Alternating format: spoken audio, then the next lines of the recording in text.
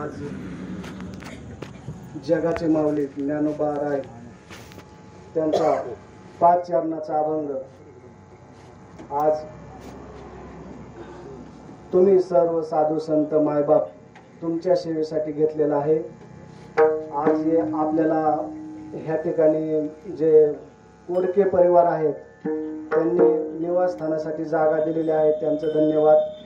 सर्व साथ देणारी मंडळी, सर्व ऐकणारी मंडळी, एक उपदेश म्हणून नाही पण सद्गुरूचा दास या नेयानं एक त्यांचा निरोप सेवा करण्याचा थोडासा प्रयत्न करतो।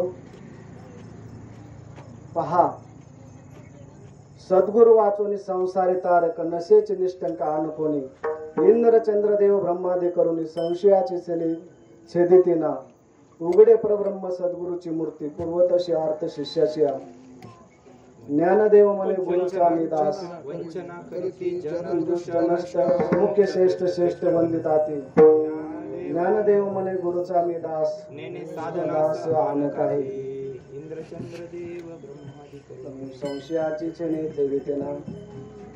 थोडं माग पुढं होईल, सुरुवातीला जरा दल पडतो। विठाला विठाला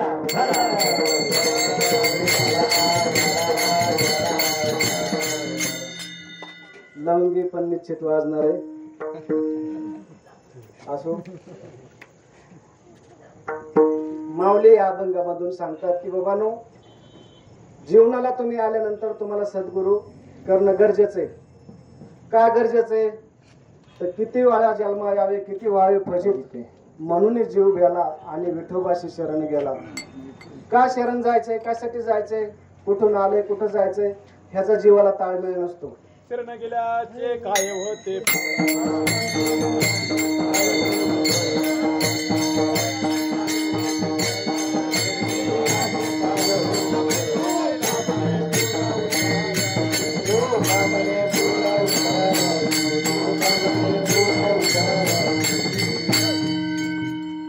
आणि जीवनामध्ये सद्गुरू का करायचं बाबा, काय होतं त्याने, तर जीवाचा उद्धार होतो म्हणतात। इथून पाठीमागे संत सांगून गेले, त्या मार्गाने जर गेलं तर आपण निश्चित त्या ठिकाणी पोहोचू, अन्य मार्गाने जर गेलं तर आपण पोहोचणार नाही।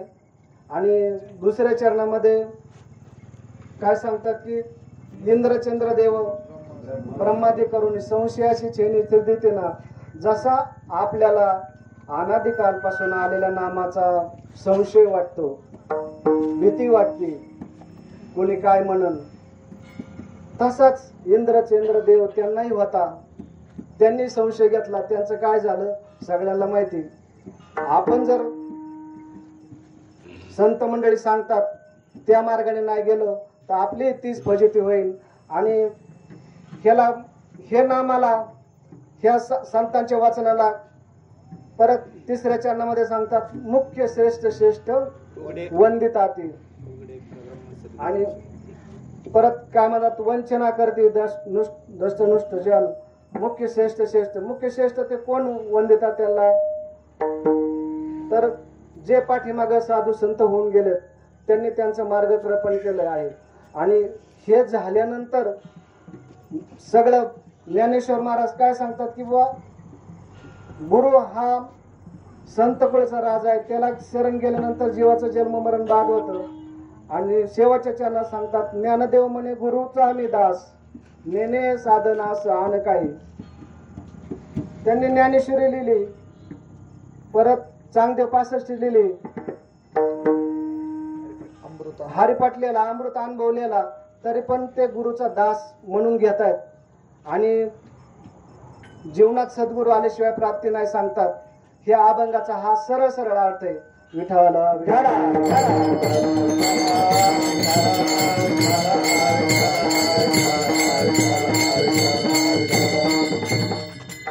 जीवनामध्ये सद्गुरू केलाच पाहिजे का करायचा? गुरु अनेक आहेत। तुम्ही आता 9 दिवस भरपूर ऐकलंय, मी रात्री आलोय। मला जे माझ्या सद्गुरूंनी कडून काय जे मिळालंय ते माझ्या मुखातून बोलून घेतील आणि तेच तुम्हाला सांगणार आहे। जीवनामध्ये आल्यानंतर सद्गुरू का करायचा? कारण किती वेळा जन्मा यावे, किती व्हावे फजित, म्हणून जीव गेला आणि विठोबाशी शरण गेला. पण कसं जायचं शरण? आपल्याला कळतं का? कोण मार्ग सांगतं का? आपण दररोज प्रपंच करणारी मंडळी, गाया गुर सगळं शेती सगळं पाहायचं आणि त्याच्यातून अजिबात टाइम भेटत नाही. तिकडं आलं तरच आपल्याला ह्या गोष्टी आयल्या मिळतात, नाही ते घरी गेलं की सगळं चालूच येते, सगळ्यांना माहिती. पण तरी पण आपण ते कसं घ्यायचं, परमार्थ कसं करायचा ह्याचं काही नॉलेज नसतं. पण कीर्तनाला कधी गेल्यानंतर, कधी प्रवचनाला आल्यानंतर, सत्संगतीत आल्यानंतर, देव तो नकळे सत्संग वाचून वासना जाळून शुद्ध करा. काय सांगितलंय? देव कळायचं असेल तर सत्संगतीत यायला पाहिजे असं. आणि इथं आल्यानंतर काय करायचंय? तो देव कुठं भेटल, कसा भेटल, काय असतो देव, कुठं भेटतो ह्याची माहिती भेटते.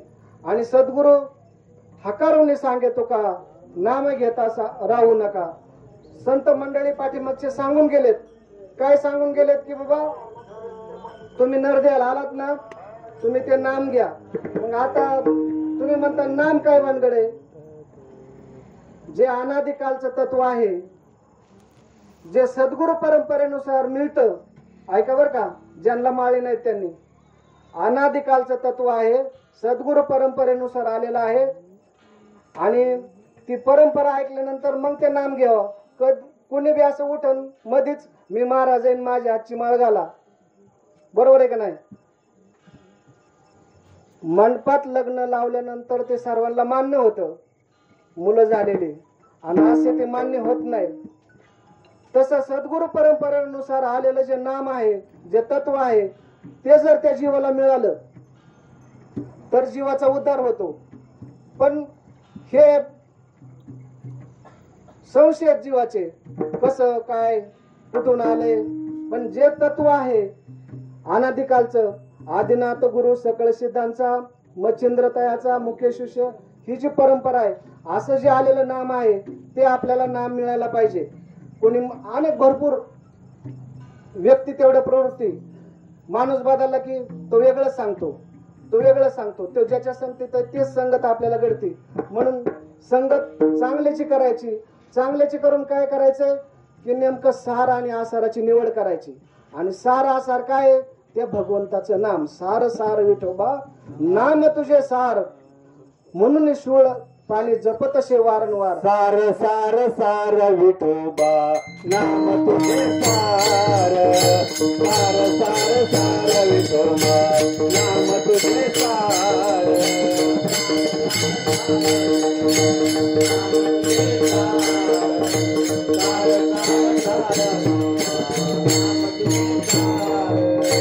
म्हणून या सुळ पाणी जपतसे वारंवार, म्हणून या सुळ पाणी जपतसे वारंवार. सार सार सार विठोबा नाम तुझे सार, सार सार सार विठोबा नाम तुझे सार, सार सार सार नाम तुझे सार,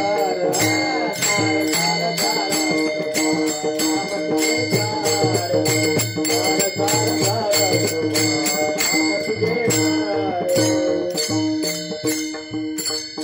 ते नाम सार आहे, साधू संत सांगतायत. मग ते नाम कसं घ्यायचं, कुणाकडून घ्यायचं? त्याला संत पाहिजेत, परंपरेतले पाहिजेत, हा झाला फैसला.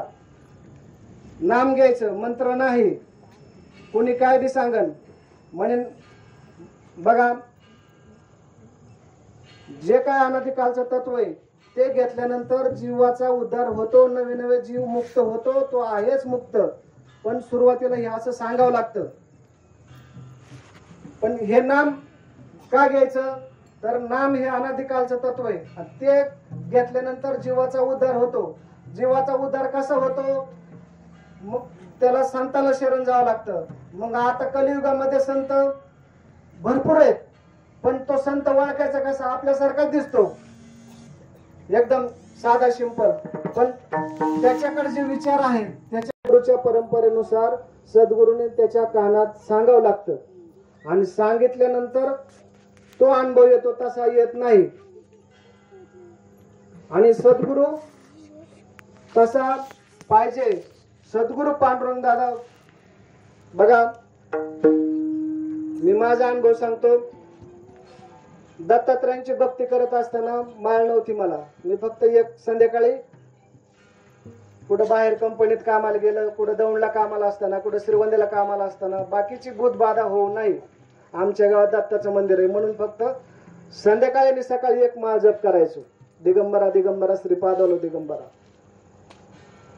हजारे भाऊ आणि झगडे भाऊ माझ्याकडे आले, म्हणले असं असं आहे, पारगावचे दादा आहेत ते नाम देतात, नाम घ्यायचं का तुम्हाला? म्हणलं कसलं असतं? बरं म्हणलं ते नामाचं राव दे आधी, पण सद्गुरू असा असावा, त्यांनी तंबाखू नाही खाल्ली पाहिजे, त्यांनी लावा नाही केल्या पाहिजे, आणि एकदम निर्व्यसनी असावा. हा म्हणले बरोबर, एकदम राईट, तसंच आहे. आणि काय सांगतात ते, त्यांनी काय होतं, मग त्यांनी त्यांचे अनुभव सांगितले. अनुभव सांगितल्यानंतर मग म्हणले चला आज बेलवंडीचा मेळावा आहे. बेलवंडीच्या मेळाव्याला गेलो. धनराज बाबांचं कीर्तन होतं. दादा आले, म्हणले महाराजांना आणलं काय? एवढं लहान बाळ असलं ना तरी महाराज म्हणायचे ना आवाज आवाज बोलायचे. मी किती प्रयत्न केला ना माझ्याच्याने आवाज आवाज अजून बी होत नाही. ते किती लहान असलं ना ते आवर्जून आवाज आवाज बोलायचे. महाराजांना आले काय घेऊन? म्हणलं महाराज कसं काय म्हणते? कीर्तन ऐकलं. कीर्तन ऐकल्यानंतर म्हणलं मग पारगाव जावं लागेल का? इथं येते ना दादा. जगडे भाऊन तिथं श्रीगोंद्याला आले, तिथं नाम घेतलं. सुरुवातीला नाम घेतल्यानंतर फक्त शंकाच वाढल्या. हे असं का, ते तसं का, ते पंढरपूरला का जातात, हे जे पंढरपूरला जाणारी मंडळी ते कोणतं नाम घेतात, असं प्रत्येक आज कार्यक्रम कुठं असला की तिथं जायचं की दादांना ते विचारायच्या आधीच सगळं पुढून त्याचं निरसन व्हायचं. असं करता करता करता थोडं थोडं चिंतन वाढायला लागलं. आणि दादांना म्हणलं दादा सद्गुरू कसा असतो, हे काय प्रकारे सद्गुरू सद्गुरू सारखे करतात? माहितच नव्हतं आपल्याला परमार्थ काय. आणि मग त्यांनी सांगितलं तुम्ही म्हणले दासबोध आपलं एकनाथी भागवत वाचा. एकनाथी भागवत मला दादांनी आणून दिलं. ज्ञानेश्वरी आम्ही पैसे दिले बर का, ज्ञानेश्वरी पण दादांनी आणून दिली आणि सांगितलं तुम्ही वाचा म्हणून. सद्गुरूचे लक्षणं काय असतात हे मी भागवतामध्ये ऐकले. आणि तिथून पुढं माझ्या संख्येचं सर्व निरसन झालं. आणि अशी दरसोड कडक चिंतन होत गेलं. आणि अनुग्रहात जी साधना व्हायला पाहिजे, एकदम जबरदस्त व्हायला पाहिजे, ती माझी झाली नाही. माझी म्हणजे एक झालेली चूक तुम्हाला सांगतो. तुमची ती होऊ नये म्हणून मी माझा अनुभव तुम्हाला शेअर करतो. ती चूक तुमची होऊ नये, कारण अनुग्रहातली साधना झाल्यानंतर साधक हा त्याची जी काय परिवर्तन होतं ती वेगळंच असतं. एकदम असं आपण म्हणतो ना कोल्हापूरला पैलवान टाकल्यानंतर चमक येते त्याला, तसा तो साधक असा उठून दिसतो. त्याची बोलण्याची ठेप, सांगण्याची पद्धत सगळं व्यवस्थित. आता माझं थोडस मागं पुढं होईल, पण चला तुम्ही सगळे मातेपित्याच्या अंतकरणाने सांभाळून घेणार आहेत. कीर्तन संपले हाने नका, पण आता तर आहे ना माझ्या ताब्यात. अशा पद्धतीने मी जी चूक केली ती तुम्ही करू नका. अनुग्रहाच्या साधनेमध्ये चिंतन भरपूर व्हायला पाहिजे. अजिबात लाजायचं नाही. भरपूर चिंतन करायचं. कुठं बसलं आले ना भाऊ आमचं चिंतन करून घ्या, आले ना भाऊ आमचं चिंतन करून घ्या. प्रवचन वगैरे काय त्याच्या नादीच नाही लागायचं. ज्ञानेश्वर महाराजांनी नामाची साधना केल्यानंतर त्यांच्या ऑटोमॅटिक तोंडातून ज्ञानेश्वरी निघाली. आम्ही जसं जसं नाम स्मरण करायला लागलो जगडे बाबा पुढे वाचायचे आणि माझ्या तोंडातून ओवी निघायची. दादांना म्हणलं दादा असंच होतंय. म्हणले तुम्ही श्रीपाद बाबांवरती विश्वास ठेवल्यामुळं ते तसं होतंय. दादा पुष्टमन म्हणून घ्यायचे स्वतःला. कधीच मोठेपणा नाही, मानपण नाही, काय नाही. सद्गुरू आपल्याला थोडं एकदम असं लीनता नम्रता कशाने येते? त्या नामस्मरणाने येते. आणि ते नामस्मरण झाल्यानंतर मग अशी वाह होते. साधक मंडळी जमतात आणि मग बाकीच्यांना देखवत नाही. आम्ही शेडगावात गेलतो. दादांचं प्रवचन ठेवायचं होतं. भोसले भावांची, गोखले भावांची, पांढरकर सरांची, सगळी मंडळींची असे वाटायचे त्यांना प्रवचन व्हावं. आम्ही सप्त्यात गेल्यानंतर गादादे महाराजांचं प्रवचन होतं. गावकरी मंडळाला वाटायचं दादांचं व्हावंच नाही. आणि दादा मी आलो लगेच तिथं गादादे महाराज होते. हा म्हणले आमचे गुरुबंधू आले म्हणले आता मला जायचे पटकन, बरं झालं आले. म्हणजे बघा ती रेंज जी आहे ना तो महात्मा त्याचं कार्य बरोबर करून घेतो. आपल्याला जे वाटतंय तसंच होणार, आपल्या मनात जे आहे ना तसंच होणार, कारण तो सगळं जाणतो. तो मनाचे संकल्प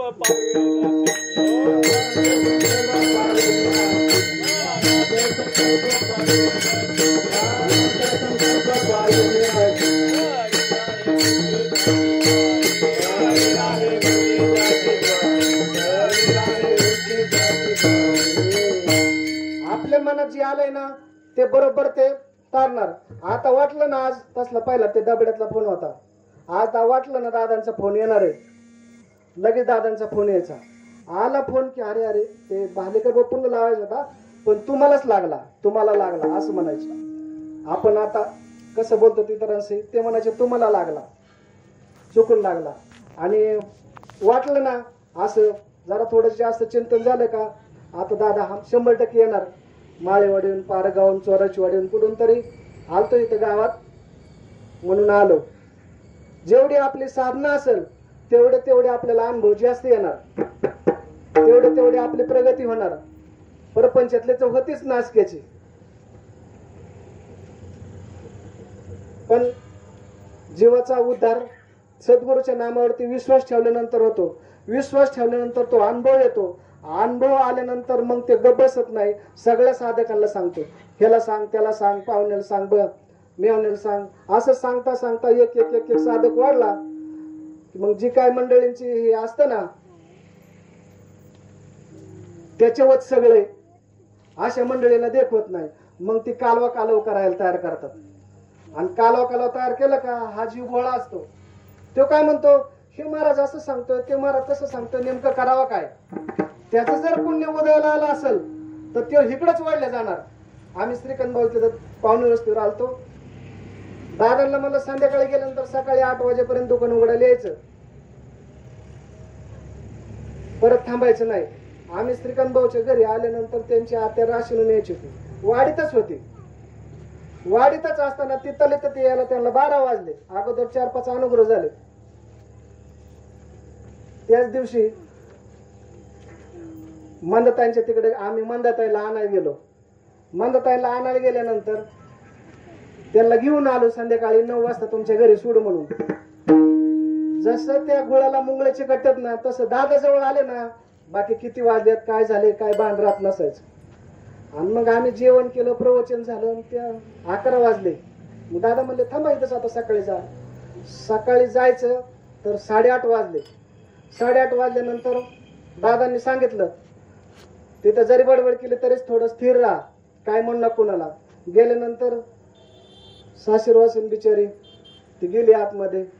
त्यांनी मालक सासूबाई त्यांनी केलं ना चालू.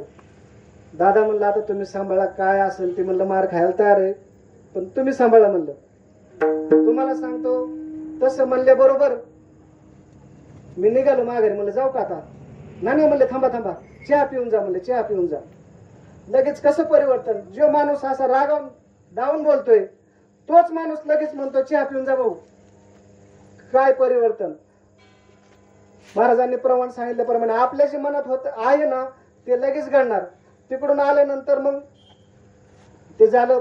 सकाळी 2-4 अनुग्रह झाले. झाल्यानंतर मग त्या आजीला थांबायचं होतं. श्रीकांत भाऊ म्हणायचे ती आत्या आली. म्हणलं 12 वाजल्या दुकान उघडायला जायचे, कधी यायचे. तिकडे गिरायक फोन करतात, माझे तळमळ. दादा म्हणायचे थांब. आणि म्हणलं हे काय साधक असं काय ओढ दिसा ना त्यांना, हे चिंतन करतील का. दादा म्हणायचे थांबा म्हणायचे. आणि 12 वाजता ती आजी आल्यानंतर अर्धच नाम ऐकलं बिचारानं. अर्धच नाम ऐकलं की त्याला स्थिती झाली. म्हणले हो का आपण ह्यासाठी थांबलो होतो म्हणजे आपल्याला हे काम करायचं होतं. आणि हे काम करत असताना ठीक आहे, मग असं आजूबाजूच्या मंडळीला त्रास होतो आणि तो त्रास झाल्यानंतर मग महात्म्याला त्रास होतो.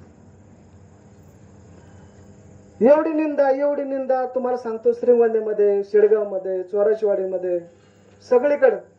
पण बुरदादा, हिरेभाऊ आणि पारगावचे मडके दादा तिघांनी असा पसारा पिसून काढला का नाही. एक एक एक एक एक एक एक एक ताई भाकरी करत असली तिला सांगायचं, भाऊ असे, ताई असे, असे करता करता करता सगळीकडे येतो हिताचा कळवळा, जीव तुटे तिळतळा. साधूची भूमिका कशी राहते, कारण बुडते हे जन न देखावे डोळा, येतो कळवळा म्हणून या, ऐशी कळवळ्याची जाती करी लाभावी न प्रती. असा त्याला कळवळ होता म्हणून हे सगळे साधक घडले. आणि आता जर आपण अजून बी म्हणत असलो की ते नाम घेतले असं होतंय किंवा चिंतन केले असं होतंय, कुणी नावं ठेवीन का. आपल्यात किती बदल झालाय, आधी किती गोरं गोमटे होतं, आता कसं झालंय पाहत नाही त्याच्याकडं. अजून थोड्या दिवसांनी बाहेर काढा म्हणतात, शिमुड गळतय, नाक गळतय, बाहेर काढा म्हणतात. का असं होतं, कारण त्यांना माहित आहे की बाबा हे पुढे घडणार आहे, म्हणून त्यांची तळमळ असते की हे जीव. जसं आता रस्त्यावर लहान बाळाला माहित नाही वाहन चालू आहेत म्हणून, तिथं ते चालल्यानंतर आपण त्याला ओढून धरतो, सांगतो. का सांगतो, आपल्याला त्याचं ज्ञान आहे. तसं ह्या प्रपंच आपण करत असताना त्या सद्गुरूला माहिती आहे की ह्यांना जर तरुण न्यायचं असेल तर ह्यांना सत्संगीत आणावं लागेल, ह्यांना दर दशमीला बोलावं लागेल, ह्यांना जाऊन 8-8 दिवसाला 15 दिवसाला त्यांच्या गाठी घ्यावं लागतात, त्यांना बोलावं लागेल. सांगितून आपले गपची प्यायचे आणि मग निघायचे. सासूरवाशांसारखं हिरेभाऊनी परमार्थ केला. एवढं करून ते आवली सारखं झालं का नाही. आवली तुकाराम महाराजाला किती त्रास द्यायची. तुकाराम काटा कोणी काढला, तुकाराम महाराजाच्या आधी आवलीला भेट दिली, बरोबर आहे का नाही. तसं माळ घातली गेल्या वर्षी, हा अनवर घेतला गेल्या वर्षी आणि आल्या दिंडीत. असं महाराज मंडळ सुद्धा कोणाला साधन का. बघा ना काय भाग्य. तुम्ही नव्हतो त्यांच्या बरोबर, मी कीर्तनाला आलो, तिथपर्यंत माघारी गेलतो, रात्री आलो मी, पण तुम्ही त्यांच्या बरोबर होतात. तसं उद्याच अजून 10 दिवसांनी आपल्याला माहिती आहे का काय दिवस येईल नाही या देहाचा बरोबर. प्रत्येकाने सावध राहायचे, आवर्जून नामस्मरण सोडायचं नाही. किती काम असू द्या, संध्याकाळी सगळ्यांनी बसायचं. हरिपाठ घेत असलं तर चांगली गोष्ट आहे, पण चिंतन अजून झालं तर नाही चांगली गोष्ट. आवर्जून बसायचं आणि ज्याने त्याने ह्याची नाही झाली त्याची करून घ्यायची, त्याची नाही. आणि जागेवर स्थिर चिंतन करायला लावायचं, स्पीड वाढून द्यायचं नाही अजिबात. आपण म्हणतो वड वड वड, तो त्या साधकाला अनुभव यायच्या आधीच ते म्हणतो आता बास केलेलं बरं. जागेवर स्थिर चिंतन, नाम सोडू नको म्हणायचं, जागेवर चिंतन कर. जागेवर चिंतन केल्यानंतर ऑटोमॅटिक उकळी येतेच. पण आधीच जर तो हलायला लागला तर नामस्मरण घडत नाही, नाम बाजून जातो आणि ते हिसक मारून कंटाळून जातो. ही गोष्ट इथं सांगायची नाही, पण ती सांगितली. लक्ष द्या सगळ्यांनी. आतून पेटला पाहिजे. शाळेतली पोरं भिंगरी अशी भिंगवायची लहानपणी, दोरा असायच्या, काटा आला की खाऊन टाकायची, त्याला गती द्यायची अशी. ती गती आतून भेटली पाहिजे. बाहेरून गती शरीर हारून काय केलं, आतून ते पेटलं पाहिजे. आतून पेटलं की डोळ्यातून धारा येतात. तसं प्रत्येकाने करायलाच म्हणजे. चला विठ्ठल विठ्ठल.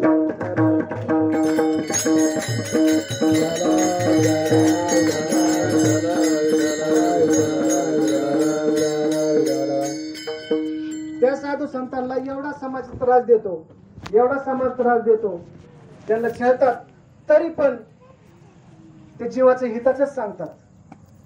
काय एवढा त्यांचं बरं, एवढं त्यांना का कळवला.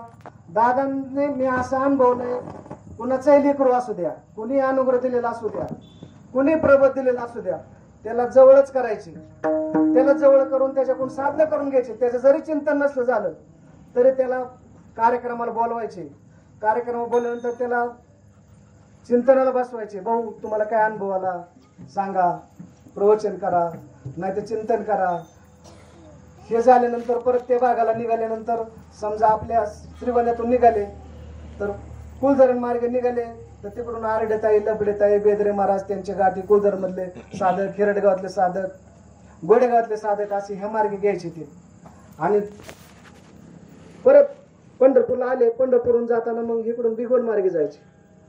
पळदेव, भिगवण असे त्यांच्याकडे लिस्टच असायची कोणत्या साधकाकडे काय चाललंय काय. आणि ते सांगत नव्हते तुम्ही चिंतन करा म्हणून. तुमच्या शेजारच्या भाऊंचं कसं काय चिंतन चाललंय म्हणायचे. त्यांना बसून घेत जा. त्यांचा सांगायचा काय उद्देश होता, तुम्हीच बसा, तुम्हीच बसा, लय शेंड नका आणू, तुम्हीच बसा. पण ते वेगळं सांगायचे. शेजारच्या भाऊंना बसून घ्या. मनात आपलं मन सांगताय ना, आपण आम्हीच नाही दादा बसलो अजून, मी काय त्याचं चिंतन घेणार. असं करत धक्का देत घडवलं दादांनी. किती वेळा थांबले असतील, किती वेळा सांगितलं असेल. असे भरपूर साधक आहेत दखल स्टार्टवाले. माझ्या हा सद्गुरूचा निरोप आहे. किती तळमळ होती त्यांना. ती तळमळ प्रत्येक जीवाला असावी. मला जे मिळेल ते इतरांना मिळावं, आपणाशी जे जे ठावे ते इतरांना सांगावे, शहाणे करून सोडावे सकल जन. कोणी काय म्हणे नका, कोणी काय का म्हणे ना, पण माझ्या हा सद्गुरूचा निरोप आहे. हा असा आहे आणि हे असं आलेलं आहे.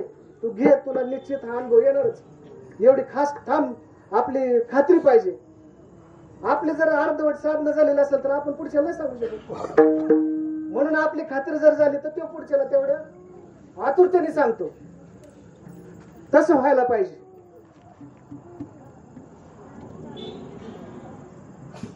एवढाच त्या महात्म्याला त्रास होतो आणि आपल्याला कळून बी आपण त्यांना म्हणतो दादा चहा घ्या थोडा, माझ्या तिथं नाही घेतला, ह्याच्या तिथं नाही घेतला, माझा थोडाच घ्या, थोडीच साखर टाकली. असं करत कुणाचाच मान मोडला नाही. प्रत्येकाचा मान राखायचा. ह्या ताईकडे जा, त्या ताईकडे जा. आमच्या तिथं शेजारी इकडे हजारेताई, पलीकडे देवकरताई, इकडे नानी, इकडे मी, पलीकडे राजभाऊ, तिकडे किरण, अक्षय, असं. मग हजारताईचं देवकरताईचं जुळत नाही ना, मग आधी देवकरताईकडे जायचे. देवकरताईकडे गेले की देवकरताईच हजारताई तिथे यायची माघारी येताना. आणि मग इकडले सगळे तिथं जायचे. सगळे आले की सगळ्यांचा मेळा पाकावायचा. आणि मग दादा म्हणायचे आता चला मी पुढे जातो, पुढे जायचे मला, मी जातो. असं का, तर जो काय दुजाभाव आहे ते सुद्धा त्यांनी काढून टाकला. एवढं त्या साधूची तळमळ होती. आणि तरी त्यांना जे त्यांचे वंचना करायचे, त्यांना नावं ठेवायचे.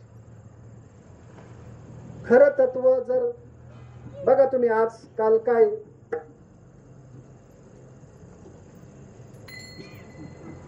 चांगल्याला त्रास होतो आणि नाठाळाचं उद होत आहे का नाही कलियुगामध्ये. म्हणून एवढं सावध राहायचं त्या कलियुगामध्ये. ऐका कलीचे महिमान, ऐका कलीचे महिमान, ऐका कलीचे महिमान. सत्याशीर झाले जना, सत्याशीर झाले जना, सत्याशीर झाले जना, सत्याशीर झाले जना. पापा देते अनुमोदना, पापा देते अनुमोदना, पापा देते अनुमोदना, पापा देते अनुमोदना. कर तू हे न संताचे, कर तू हे न संताचे, ऐका कलीचे महिमान, ऐका कलीचे महिमान, ऐका कलीचे महिमान, ऐका कलीचे महिमान, ऐका कलीचे महिमान, ऐका कलीचे.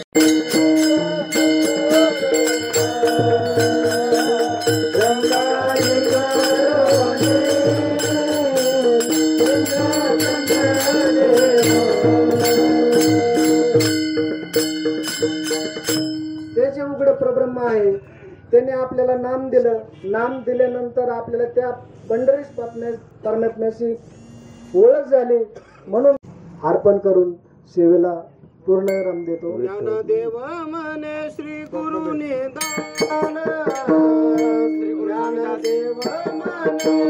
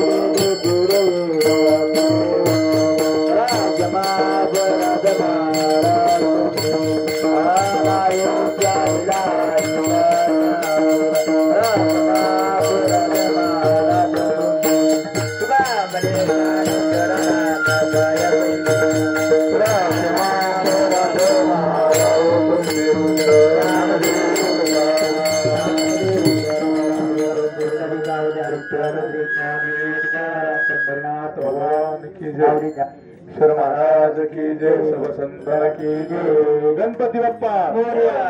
फक्त वारे मंडळी तिकडे जावा, बाकीची जागा बसून घ्या. टाकरी मंडळी बसून घ्या. महिला मंडळ उठू नका. चहा आता नाही, आता जेवण आहे डायरेक्ट. खाली बसून घ्या. कुणी उठू नका. समर्थ सद्गुरू श्रीपाद बाबा, समर्थ सद्गुरू अंबा बाबा आणि समर्थ सद्गुरू पांडुरंग दादा या महात्म्यांचा पायदिंडी सोहळा. तर त्यामधील आजचा 9वा दिवस. तर 9व्या दिवसाचं बाबा आज सायंकाळचं असणार आहे आपल्याला मुक्कामी. त्यामधील बाबा आज मुक्कामी कीर्तन रूपी सेवा हरिभक्तपरायण बाप्पा महाराज भुजबळ सर्वांनी त्यांचं टाळ्याचं स्वागत करायचंय. ते म्हणले देह मिसळ केली, पण देह मिसळला निरस भेटलं आपल्याला. कारण मायबाप अचानक तरी आपण त्यांना उठवलं आणि डायरेक्ट काय फेटावा नाही. मायबाप खऱ्या अर्थाने काही मंडळी व्यासपीठावर दिसत नाहीत, परंतु धर्माचं खऱ्या अर्थाने कार्य जे आहे ना, कारण आमचे ते जामीनदार आहेत. आम्हाला रस्ता ज्यांची आता सेवा झाली ना, त्यांनी खरा मार्ग दाखवला. कारण दादा ज्यावेळेस त्या भागात आले होते ना, कारण करमणवाडी भागामध्ये बाप्पा महाराज घेऊन आले त्यांना. आम्हाला म्हणले ऐकायला बसा पुढं. आणि माळ होती, सगळं कीर्तनात टाळ घेऊन उभं राहायचो. पुढे बसा म्हणजे तुम्ही ऐका थोडस आहे. आणि ऐका नाही महाराज, जामीनदार होणं सोपं आहे, परंतु ते नुसते जामीनदार झाले नाही तर महाराज त्याच्यासाठी किती उमरा आमचा झिजवला आमच्या घरच्यांना चांगलं माहिती मायबाप. आणि म्हणून ही जी तळमळ आहे मायबाप, ही तळमळ लय महत्वाची आहे. आणि म्हणून सुंदर असं मार्गदर्शन बरं का प्रत्येक साधकाला, आपल्या सर्वांना त्यांनी अचूकपणे मार्गदर्शन केलंय. आणि हे आपल्याला जर आपण आपल्याकडे पाहिलं तर मला वाटतं दिंडी खऱ्या अर्थाने सार्थक झाली. कारण हे गरजेचं आहे जीवनामध्ये. कारण मायबाप दिल्ली बहुत दूर आहे बरं का, दिल्ली बहुत दूर आहे. आपल्याला काहीतरी कळण्यासारखं वाटत, परंतु मायबाप आपल्याला मजल दर मजल करत तिथपर्यंत जायचंय. आणि म्हणून त्या महात्म्याने हाडाच्या रक्ताचं पाणी ज्या महात्म्याने केलं त्या सद्गुरूच्या दिंडी सोहळ्यामध्ये आपण आहोत.